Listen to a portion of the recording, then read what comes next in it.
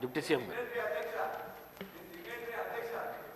అధ్యక్ష, మహేశ్వర్ రెడ్డి గారు చెప్పినట్టుగా మేమెవరూ కూడా ఎఫ్ఆర్బిఎం లిమిట్ దాటి ఎక్కడ అప్పు చేయడానికి ప్రయత్నం చేయట్లేదు అధ్యక్ష. చేయం కూడా. మేము చాలా స్పష్టంగా ఎఫ్ఆర్బిఎం యాక్ట్ని అమలు చేయటమే కాకుండా ఇంకా సాధ్యమైనంత వరకు అంతవరకు కూడా కాదు, ఇంకా వీలైతే తగ్గించుకుంటూనే పోవాలనేది మా అందరి ఆలోచన.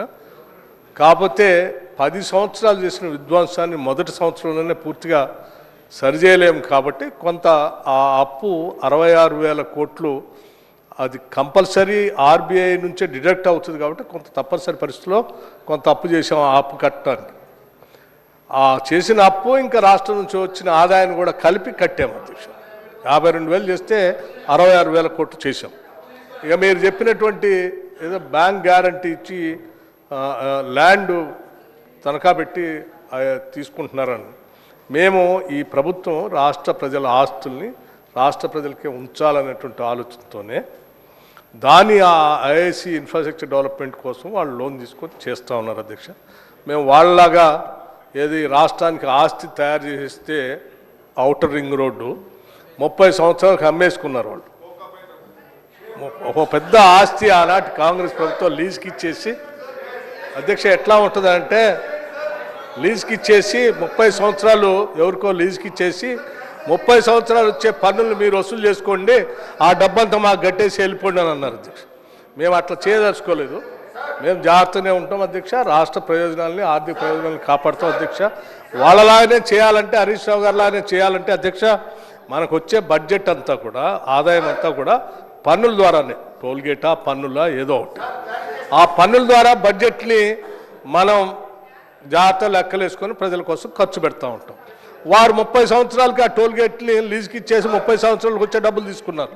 ఒకవేళ ఈ ప్రభుత్వం మేము కూడా రాబోయే 30 సంవత్సరాలకి కమర్షియల్ ట్యాక్స్ ద్వారా, ఎక్సైజ్ ద్వారా, మిగతా జిఎస్టీ ద్వారా వచ్చే ఆదాయం అంతా ఏ అదాని లాంటి వాళ్ళనో అంబానీ లాంటి వాళ్ళని పిలిచి 30 సంవత్సరాలకు వచ్చే టోల్ అంతా మీరు వసూలు చేసుకోండి, మాకు ఈ సంవత్సరం ఆ 30 సంవత్సరాలు మాకు ఇచ్చేసేయండి, ఆ 30 సంవత్సరాలు మాకు ఇప్పుడే ఇచ్చేసేయండి అని మేము చేస్తే రాబోయే ప్రభుత్వాలు ఎట్లా చేస్తాయి అధ్యక్ష, ఎట్లా పాలన చేస్తాయి?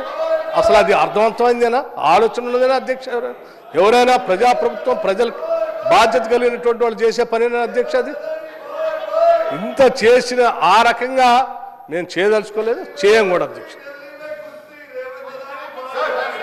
గౌరవ సభ్యులకు అందరికీ విజ్ఞప్తి, ప్రశ్నోత్తరాల టైము గంట సేపులో 2 క్వశ్చన్స్ అయినాయి. మిగతా వారికి మనం న్యాయం చేసినట్లు ఉండదు. దయచేసి ప్రతిదానికి దయచేసి చేయకండి.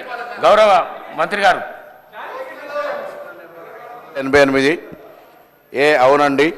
బీకు సంబంధించి 2022 డిసెంబర్లో ప్రభుత్వం జిల్లా మినరల్ ఫండ్ ట్రస్ట్ డిఎంఎఫ్ కింద 4 కోట్లను మంజూరు చేసింది. మొదటి విడతగా 1.20 కోట్లను విడుదల చేయడమైంది. బస్ డిపో నిర్మాణం కోసం ప్రభుత్వ భూమిని టీజీఎస్ఆర్టీసీకి అప్పగించినారు. చెన్నూరులో బస్ డిపో నిర్మాణానికి టీజీఎస్ఆర్టీసీ టెండర్లను పిలిచింది. 2023లోనే 29వ తారీఖు 7వ నెల విజయవంతమైన బిడ్డర్కు పనిని కూడా అప్పగించినాము. 31/5/2024 నిర్మాణం పూర్తి కావాల్సి ఉండగా కాంపౌండ్ వాల్ పని పూర్తి, బేస్మెంట్ లెవెల్ వరకు కూడా గదులు అవన్నీ నిర్మాణం, గ్యారేజ్ పనులు పూర్తి అయినాయి. అయితే టీజీఎస్ఆర్టీసీకి కేటాయించిన భూమికి సంబంధించి గౌరవ హైకోర్టు స్టే ఆర్డర్ ఉన్నందున 5/1/2024 తేదీన పని నిలిపివేయడం జరిగింది. స్టే వేకేట్ చేయడానికి ప్రయత్నాలు జరుగుతూ ఉన్నాయి. స్టే వేకేట్ కాగానే వెంటనే ఆ పనులు పూర్తి చేయడం జరుగుతుంది. గౌరవ సభ్యులు వివేక్ వెంకటస్వామి గారు.